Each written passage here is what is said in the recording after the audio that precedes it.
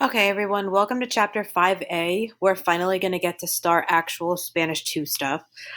So, this chapter is called La Familia.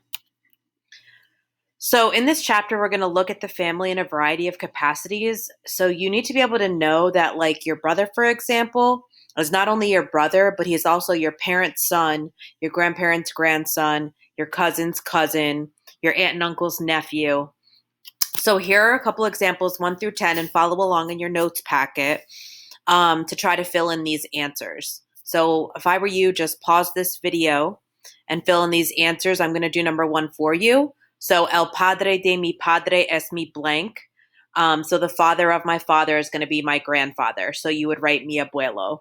So use your vocab list that you did on Friday, I believe, and use it to fill this in. So pause this video and complete this now.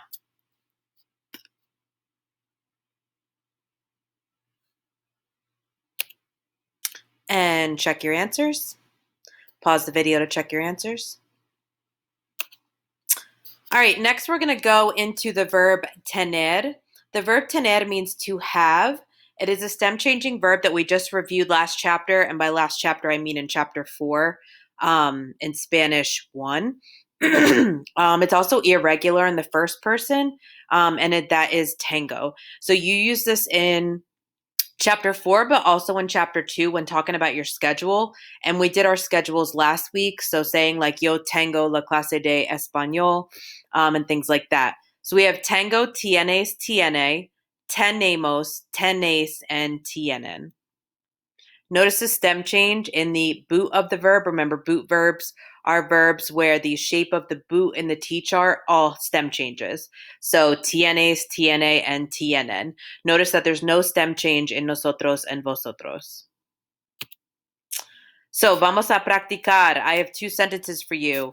Use the verb tener and your new vocabulary to fill in the sentences.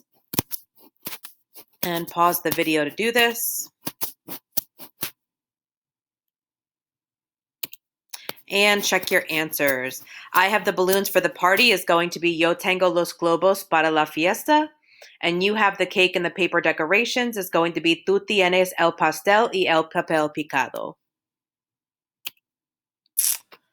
Next is tener que plus infinitive. And again, we reviewed this in chapter 4b in Spanish 1. Tener que plus infinitive means to have to do something. Now, the que means nothing in English, but it has to be there in Spanish. So again, we're going to practice. Do not forget to put the que. So anywhere you see has to, it's going to be a form of tener plus que. So for example, number 1 is going to be mi hermana tiene que decorar para la fiesta. Now the verbs to decorate, to make, to break, and to open are going to be left in the infinitive in their true form because we're conjugating the verb tener. And remember that we cannot have 2 conjugated verbs in the same clause of a sentence. So check your answers. Número 2, mi abuela tiene que hacer el pastel. Número 3, tengo que romper la piñata. And número 4, ellos tienen que abrir los regalos. Then we have what we call our special uses of tener. Tener also has some special uses in Spanish phrases. These aren't all of them, but they're the ones that we will be working with in this chapter. So for example, the verb tener means to have, but I put in parentheses what it really translates to. Sometimes when we translate things from Spanish to English, you can't directly translate it. So for example, for to be thirsty, you're not going to say I have thirst. You're just going to say I'm thirsty. So in this case, the verb tener actually ends up meaning to be in English. Okay, so tener blank años. Yo tengo 30 años. Okay, I have 30 years or I am 30 years old. Tengo sed. I am thirsty. Again, we're not going to say to have thirst. So copy this down, pause the video if you need to. And again, when we do these sentences, make sure you conjugate the verb tener. So if I'm the one who's cold, I'm going to say yo tengo frío. I'm not going to say tener frío. Okay, so yo tengo frío. If you were cold, I'm going to say tú tienes frío. And vamos a practicar. Here are 3 sentences for you to practice with. Pause them to try them out.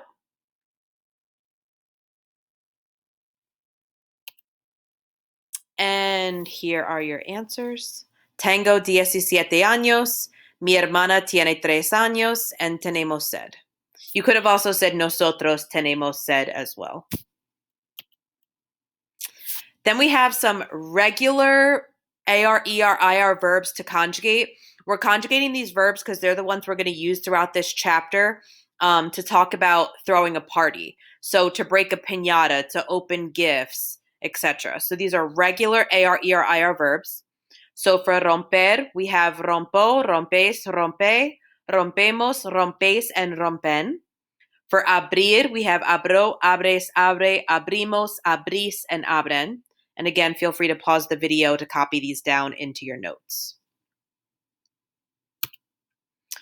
Decorar, to decorate. Decoró, decorás, decorad, decoramos, decoráis, decoran. And celebrar, to celebrate. Celebró, celebrás, celebrás, celebramos, celebráis, celebran. Hacer is to do or to make. In this chapter, we'll use it to say like to make a cake, to make food for a party. Hago, haces, hace, hacemos, haces, hacen. Notice the yo form is irregular. And sacar, to take. This is to take photos. Saco, saca, saca, sacamos, sacai, sacan. Next, we have the verb dar. The verb dar means to give. It is irregular in the yo form, and the yo form is actually doy. So this would we would use dar to say like to give a gift. So doy, das, da, damos, dais, and dan. No accents on any of them. And again, vamos a practicar. We're going to practice. Feel free to pause this to write out these sentences and give them a try. And check your answer. Yo doy un globo a mi abuela is going to be I give a balloon to my grandmother. And tú das decoraciones a mi hermana menor is going to be you give decorations to my younger sister.